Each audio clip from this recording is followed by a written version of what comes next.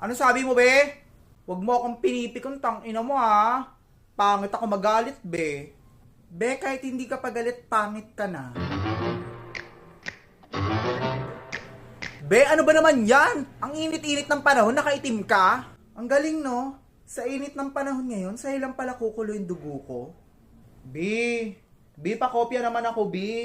B, hindi kasi ako nag-review kagabi, nakatulog ako, B. Dali na, B, hindi kasi ako nakapag-review. Baka bumagsak ako sa exam na to.